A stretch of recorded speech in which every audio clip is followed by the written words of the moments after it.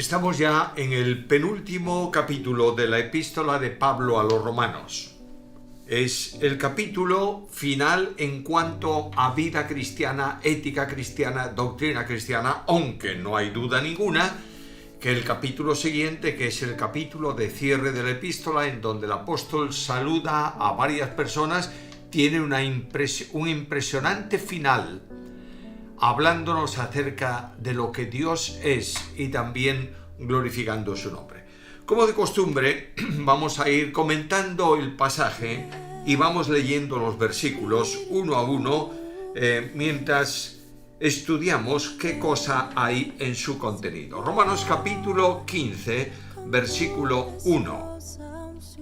Así que los que somos fuertes debemos soportar las flaquezas de los débiles y no agradarnos a nosotros mismos. Recordaréis que en el capítulo anterior Pablo estuvo hablando de las dificultades que se producen en la iglesia cuando los débiles juzgan a los fuertes y los fuertes menosprecian a los débiles. Va a continuar en cierta manera, de alguna forma, con ese mismo tema por unos versículos y va a tratar primeramente del principio de agradar a otros, los 3 primeros versículos de este capítulo 15.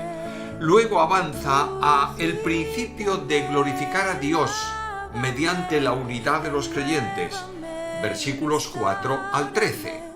A continuación trata de la programación o de la propagación del Evangelio que difunde la justicia de Dios y va desde el capítulo 15, versículo 14 hasta el final del capítulo siguiente. Dentro de este tema está el propósito de Pablo para escribir esta carta, versículos 14 al 21, habla de la seguridad que tiene en cuanto a madurez espiritual de los romanos, especialmente el versículo 14, y el celo suyo por ministrar la palabra, capítulo 15, versículos 15 al 21. Luego Pablo habla de los planes futuros que él tiene, el proyecto que tiene, entre otros el de visitar la iglesia en Roma, versículos 22 al 29, y finalmente Pablo expresa el deseo, su deseo personal de que la iglesia ore por él. Entramos, por tanto, en este versículo primero en donde Pablo dice tenemos que aprender a soportar las flaquezas de los débiles y para eso tenemos que dejar de agradarnos a nosotros mismos. Cuando uno tiene el concepto personal de hacer para lo que es verdaderamente libre, porque le gusta esa libertad, frente a la esclavitud de las tradiciones religiosas e incluso frente a los principios un tanto temerosos de los débiles de si pueden o no pueden hacer algo que no afecta para nada ni la salvación, ni la gloria de Dios, ni la libertad cristiana. Cuando el fuerte piensa que puede hacer lo que le parece mejor, aunque no le guste al débil, automáticamente está dejando de agradar a otros para agradarse a sí mismo. Y el ejemplo grande de Cristo enseña todo lo contrario. No estamos aprendiendo principios éticos en el escrito de Pablo. Pablo está contrastando nuestra vida con la vida de Cristo. Por tanto, Cristo no se agradó a sí mismo, se despojó a sí mismo, tomando forma de siervo, renunció a sus derechos para venir al encuentro nuestro y salvarnos de nuestra miseria y de nuestro pecado. Cada uno de nosotros, versículo 2, agrade a su prójimo para lo que es bueno, con miras a la edificación. Cuando tú pones obstáculo en la vida de un niño, espiritualmente hablando, de un niño en Cristo, de una persona que no ha alcanzado madurez, que tiene principios metidos en el alma que constriñen su conciencia y no le permiten entender ciertas cosas, cuando tú haces eso, cuando no tienes en cuenta la conciencia del débil, no estás actuando en edificación. La vida cristiana tiene un ministerio. El Señor Jesús dijo: yo edificaré mi iglesia.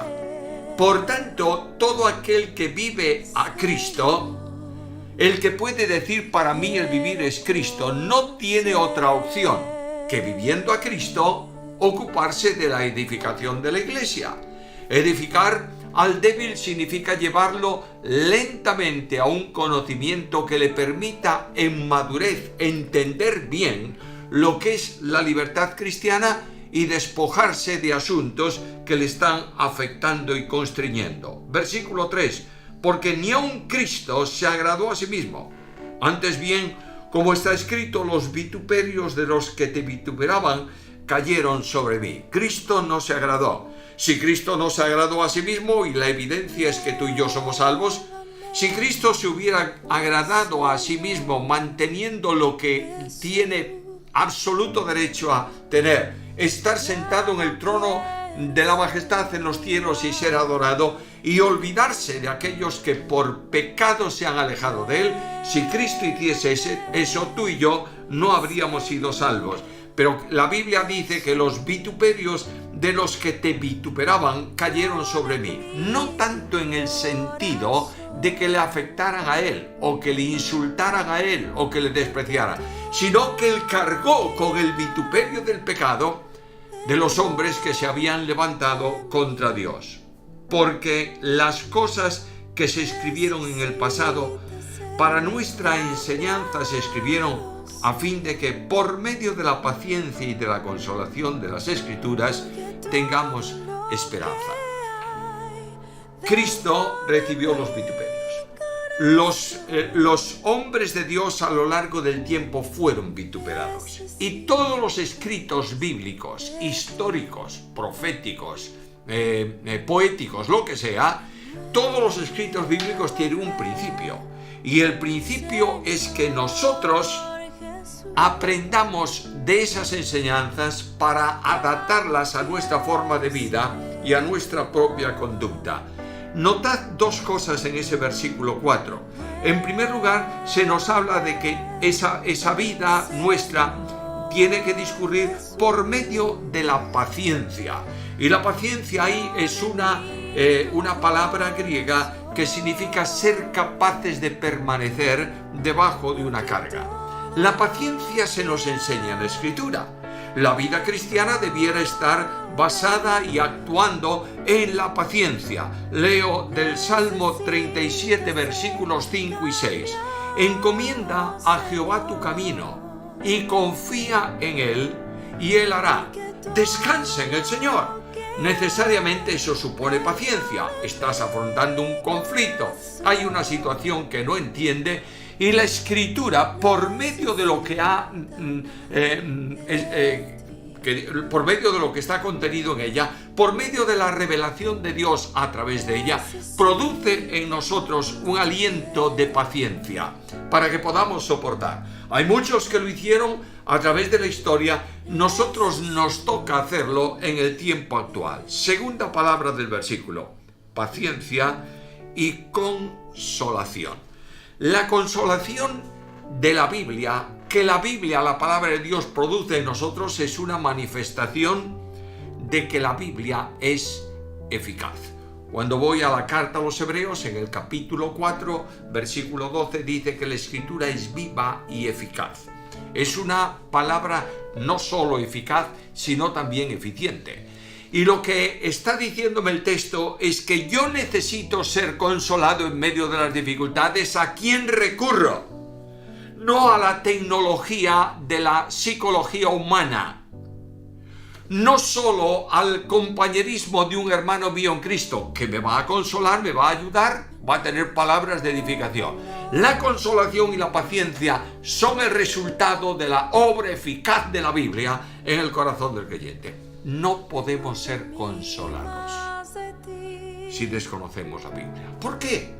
Porque viene un momento de prueba, de inquietud, de angustia. El enemigo viene a nosotros, nuestra fe se tambalea, y voy a la Biblia y leo palabras como estas: no temas ni desmayes, porque Jehová tu Dios estará contigo. Josué capítulo 1, versículo 9. Claro, alguien me dirá: estás usando un texto que Dios dijo a Josué, no me lo dijo a mí. Bueno, no hay duda ninguna que si Dios estaba permanentemente con Josué, así también Cristo promete estar con nosotros. Por tanto, hay un consuelo. No estamos solos en las dificultades. Voy a otro texto.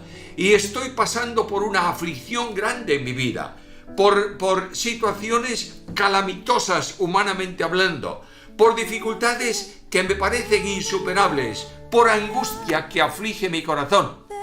Y leo en la Escritura una promesa: con Él estaré yo en la angustia. Salmo 91 y versículo 15. Cerramos ese versículo. Sería muy interesante dedicarle tiempo a este tema. Es un tema encantador y yo creo que es muy necesario, pero para no ocupar el tiempo de todo el comentario del capítulo, simplemente con un versículo, quiero cerrar esto con las palabras de consolación que vienen al creyente a lo largo del tiempo. Y de forma muy especial, palabras de consuelo cuando la aflicción no viene del mundo, sino de sus hermanos y de la misma iglesia. Llamo vuestra atención a la situación de Isaías, capítulo 54, versículo 15. Si alguno conspira contra ti, lo hará sin mí. El que contra ti conspire, delante de ti caerá. He aquí que yo hice al herrero que sopla las ascuas en el fuego y que saca la herramienta para su obra. Y yo he creado al destructor para destruir. Escucha ahora estas palabras. Ningún arma forjada contra ti prosperará, y condenarás toda lengua que se levante contra ti en juicio. Esta es la herencia de los siervos de Jehová, y la recompensa que obtendrán de mí, dice el Señor. Dios promete actuar en nuestra vida, y esas palabras traen consuelo a nuestra alma. Versículo siguiente, versículo 5. El Dios de la paciencia y de la consolación os dé entre vosotros un mismo sentir según Cristo Jesús. Notad algo, anticipo ya esto. En el versículo hay 4 calificativos para Dios. En el versículo actual, Dios de la paciencia y de la consolación. Versículo 13, Dios de la esperanza. Versículo 33, el Dios de paz. 4 aspectos de Dios que se destacan en el capítulo. Este Dios de paciencia nos va a dar la paciencia necesaria para mantener un mismo sentir según Cristo Jesús. Aquí en la iglesia de Roma, lo mismo que en la de Corinto, lo mismo que en cualquier iglesia, hay personas que tienen una forma de pensar y otras que tienen una forma distinta. Eso genera a veces conflicto. Pero la paciencia a la que somos llamados procede de Dios, proviene de Dios. Dios es el Dios de la paciencia y esta virtud se nos regala como un don perfecto de Dios. En Santiago capítulo 1 y versículo 17 leemos aquellas palabras que todo don perfecto, toda buena dádiva procede del Padre de las luces. Por tanto, este Padre de las luces es el Dios de la paciencia, es decir, el Dios que comunica la paciencia. No hay duda que Dios es paciente para con todos. Él no ha juzgado al pecador y lo ha exterminado del mundo. Está esperando que el pecador reaccione y venga a Él. Pero es el Dios de la paciencia y el Señor no retarda la promesa. ¿Cuánto necesito yo que este Dios se manifieste en mi experiencia personal? A veces pienso que el Dios de la Biblia no actúa, pero Él me dice, mira, yo soy el Dios de la paciencia. Y Pedro me dice, no tengas inquietud porque el Señor no retarda su promesa.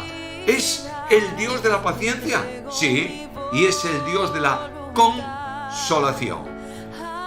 Leo Isaías capítulo 41 y versículo 13. Porque yo soy Jehová tu Dios que te sostengo de la mano derecha y te dice, yo te ayudo. Hay problemas en la vida, hay dificultades en la vida. No pierdas de vista que el Dios de la consolación viene a tu lado, te toma de la mano derecha. Ahora nota esto. Cuando Dios toma de la mano derecha, está tomándote de su mano derecha. Es decir, yo te saludo, te extiendo mi mano derecha para saludarte y tú me saludas correspondiendo con tu mano. ¿Con cuál? Con la mano derecha. La mano derecha en la Biblia en relación con Dios es la mano de la omnipotencia, la mano del poder, la mano de la protección. Por tanto, el Dios que te sustenta es el Dios que te protege, el Dios que te restaura, el Dios que te levanta, el Dios que te ayuda en el camino. Es el Dios de la consolación, es el Dios que te sostiene de la mano derecha. Y lo hace para que tengáis el mismo sentir de Jesús. Es decir, para que la vida de Cristo, la atención de Cristo por las demás personas sea nuestra experiencia de vida, para que unánimes, a una voz, glorifiquéis al Dios y Padre de nuestro Señor Jesucristo. La vida victoriosa es la vida de la unidad en la Iglesia. La Iglesia ha sido fundada en Cristo y la unidad de la Iglesia es una operación omnipotente del Espíritu Santo de Dios, solícitos en guardar la unidad del Espíritu en el vínculo de la paz. Cristo dijo a su Padre: Padre, yo quiero que este pueblo que tú me das sea uno. No uno en cuanto a religión, en cuanto a tradiciones, en cuanto a formas, sean uno en una unidad tal como solamente puede ser comparable a la nuestra. De manera que como en el seno de la Trinidad el Padre, el Hijo y el Espíritu Santo son un solo Dios verdadero, aunque los tres son individuales como personas nunca independientes, de la misma manera esta unidad trinitaria se traslada a la experiencia de vida del creyente, porque en el corazón del cristiano está permanentemente establecido el Dios Trino. Y esta unidad glorifica a Dios, glorifica al Padre, a quien Cristo dijo: Padre, que sean uno.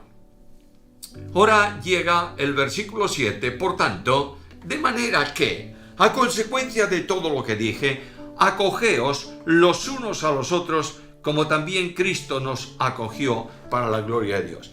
No rechacéis, sino acoger. Acoger es una palabra que trata de coger, de poner juntamente con. La acogida, una buena acogida. En la Iglesia no podemos colocar a los débiles a un lado y decir estos son así, y los débiles poner a un lado a los fuertes y decir es que estos no son espirituales, sino que cada uno abraza a su hermano espiritualmente hablando, porque así fuimos acogidos en Cristo. Si la vida cristiana es vivir a Cristo y Cristo nos acogió, sin tener en cuenta lo que somos, simplemente por gracia, nos salvó perdonando nuestros pecados, nos dio la esperanza de la vida eterna viviendo en nosotros. De la misma manera, nosotros tenemos que tratar también a nuestros hermanos. Pues os digo que Cristo Jesús se puso al servicio de los de la circuncisión para mostrar la verdad de Dios, para confirmar las promesas hechas a nuestros padres. Cristo Jesús viene y acoge a los judíos para confirmar en ese trato las promesas que habían dado a los padres. En ti serán benditas todas las naciones. Y no solamente a los judíos, sino también a los gentiles. Versículo 9. Para que los gentiles glorifiquen a Dios por su misericordia, como está escrito. Unos y otros son acogidos por Dios. En el tiempo actual no hay dos pueblos, Israel y la Iglesia, hay un solo pueblo. El pueblo de Dios es la Iglesia de Jesucristo. La Iglesia de Cristo no son muchas iglesias, sino una sola iglesia que se manifiesta en distintos lugares, que a veces llamamos técnicamente iglesias locales. La Iglesia del Señor no es la suma de las iglesias locales. Las iglesias locales son la única iglesia de Cristo en un espacio y en un tiempo, pero pertenecen todas a la iglesia única del Señor. Por tanto te confesaré entre los gentiles y cantaré a tu nombre. ¿Por qué? Por la misericordia de Dios. La misericordia es pasar la miseria del hombre por el corazón y responder a esa acción. Dios pasó nuestra miseria, viéndonos en la miseria de nuestra perdición, nos ha rescatado. Y otra vez dice, versículo 10, alegraos gentiles con su pueblo. Luego, el gozo de la salvación, la relación con Dios no tiene que ver ya para los judíos de una manera y para los gentiles de otra. Judíos y gentiles se gozan y se alegran por lo que Dios hizo a su pueblo. Y otra vez, alabad al Señor. Y otra vez, dice Isaías, vendrá la raíz de Isaí, el que se levantará para regir a los gentiles, y los gentiles esperarán en él. Frente al grupo de judíos que hay en la iglesia de Roma, no hay duda ninguna que hay un grupo de judíos y que están muchas veces por costumbre menospreciando o colocando a los gentiles en segundo plano. Dios les dice, los gentiles esperarán en Dios lo mismo que Israel ha esperado desde Abraham en el cumplimiento de sus promesas. Así también los gentiles esperan en Dios. Por tanto, esa esperanza, ¿de dónde viene? Versículo 13. El Dios de la esperanza os llene de todo gozo y paz en el creer, para que abundéis en la esperanza por el poder del Espíritu Santo. El Dios que es el Dios de la paciencia y de la consolación es también el Dios de la esperanza. Nuestra esperanza no tiene que ver con cosas, tiene que ver con Dios. Y el apóstol Pablo dice en la carta a los Colosenses capítulo 1 y versículo 27, Cristo es en vosotros esperanza de gloria. Y esta esperanza es activada, es puesta en funcionamiento, es levantada y reconducida por el poder del Espíritu Santo. Por eso Pablo puede decir en la segunda carta a Corintios capítulo 4 versículo 17 que esta tribulación momentánea produce en nosotros un cada vez más excelente y eterno peso de gloria. Pero estoy convencido de vosotros, hermanos míos, de que vosotros mismos estáis llenos de bondad, llenos de todo conocimiento y capacitados también para amonestaros los unos a los otros. Hay problemas en la iglesia, hay problemas, pero Pablo ha llegado a una convicción, y la convicción es que los hermanos de aquella congregación están llenos de bondad. ¿Por qué? Porque son cristianos espirituales, y la bondad es una de las manifestaciones de Dios. Jehová es bueno, Nahum 1:7, fortalece en el día de la angustia y conoce a todos los que en él confían. Estos creyentes que viven a Cristo y viven en la plenitud del Espíritu de Dios están llenos, saturados de bondad y saturados de conocimiento. El conocimiento es el resultado de la acción del Espíritu iluminando al creyente en su interior para que descubra las verdades reveladas, bien en la tradición oral para algunos de los apóstoles, bien en los escritos apostólicos, bien en los escritos de la Biblia en general. Por tanto, el conocimiento capacita para la amonestación. Nadie puede amonestar, es decir, exhortar, alentar, reconducir, advertir a otro hermano por su conocimiento personal, sino por el conocimiento de Dios en él. La vida del cristiano, de nuestros hermanos en Cristo, no tiene que comportarse como nosotros queremos que se comporte. No puedo exhortar a nadie sin llevar la palabra de Dios. Es la palabra de Dios viva y eficaz la que va a hacer el ministerio de exhortación en el corazón del creyente por la acción del Espíritu Santo. Mas os he escrito, hermanos, en parte con atrevimiento, como para reavivar vuestros recuerdos por la gracia que de Dios me es dada para ser ministro de Jesucristo a los gentiles, administrando el Evangelio de Dios para que los gentiles sean ofrenda agradable, santificada por el Espíritu Santo. Todo esto que os he dicho es el ejercicio de mi ministerio apostólico.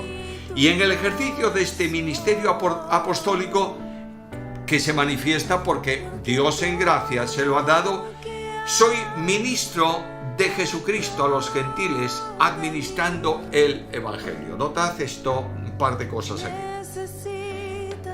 El apóstol estaba sirviendo, ministro, servidor de los gentiles, para anunciarles no un evangelio, sino el Evangelio.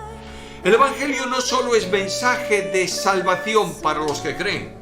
No hay duda que el mensaje de salvación forma parte del Evangelio, pero el Evangelio en general es la enseñanza de todas las cosas que Cristo ha establecido y que los apóstoles han desarrollado a lo largo de los escritos del Nuevo Testamento. Estos gentiles que viven de esta manera y son enseñados así, automáticamente revierten su vida en un acto de consagración a Dios conforme a lo que Dios demanda, y han sido enseñados para que los gentiles les sean ofrenda agradable, santificada por el Espíritu Santo. En el capítulo 12 Pablo ha dicho: hermanos, os ruego por las misericordias de Dios que presentéis vuestros cuerpos en sacrificio vivo, santo, agradable a Dios, que es vuestro culto espiritual.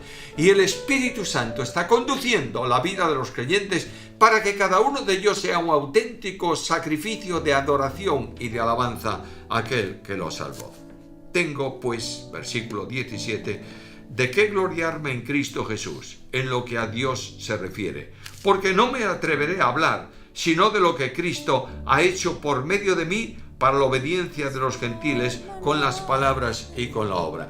Yo no quiero que conozcáis nada, ni quiero que la obra que yo estoy haciendo represente un rasgo de alabanza para que me aplaudan por lo que estoy haciendo, porque todo cuanto yo estoy haciendo, dice Pablo, lo estoy haciendo en el poder del Espíritu Santo de Dios. No podemos olvidar esta verdad.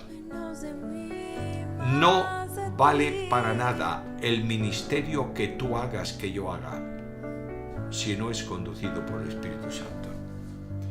Y el ministerio conducido por el Espíritu Santo no es una reflexión, digamos así, o una posición de la tercera persona de la deidad, sino que el Espíritu Santo nos conduce a Cristo y nos enseña todo lo que Cristo dijo y nos conduce a toda verdad. De manera que el ministerio del Espíritu Santo trae como resultado, en el poder del Espíritu de Dios, lo que Pablo estaba haciendo, señales y prodigios. Bueno, entonces todos los que tienen el Espíritu Santo en abundancia tienen que hacer milagros y tienen que hacer prodigios y tienen que hacer señales. Oíd esto, por favor.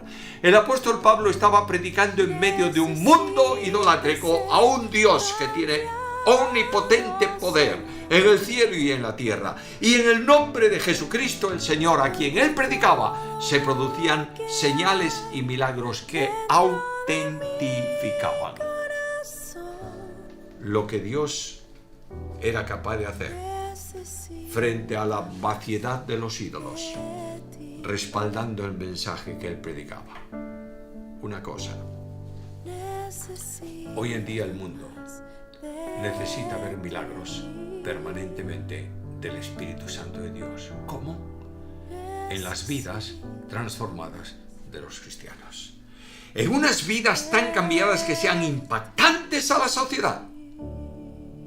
Y que pueda el cristiano decir: antes era ciego y ahora veo. Versículo 20. De manera que me esforcé por predicar el Evangelio. Otra vez con artículo determinado. No es un evangelio, no es algo del evangelio, es la plenitud del evangelio en la revelación de Dios. Y esto lo hace alcanzando personas y pueblos donde el evangelio no había sido predicado.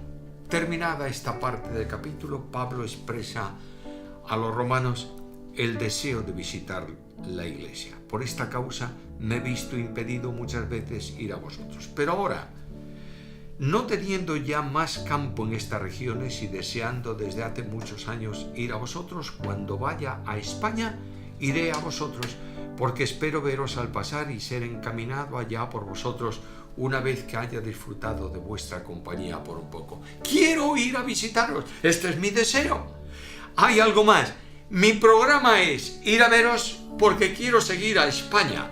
La pregunta histórica es esta: ¿vino a España o no? Según la tradición histórica, de mucho peso, el apóstol vino a España. El apóstol estuvo en una parte del Mediterráneo español, en Tarragona, la Tarraco romana, y allí parece ser que el apóstol Pablo predicó. Bueno, no entremos en esa discusión que al fin y al cabo son simplemente manifestación de datos históricos. Quiero ir allá, pero notad lo que dice: yo no puedo hacer una obra desvinculado de la iglesia. La iglesia en Antioquía me encomendó a la obra. Yo he rendido cuentas permanentemente a la iglesia de Antioquía. He salido a buscar una ofrenda que quiero llevar a Jerusalén, pero cuando vaya a España, Antioquía me queda ya muy lejos. Por tanto, quiero que vosotros como iglesia me encomendéis a la obra en España. No hay ministerio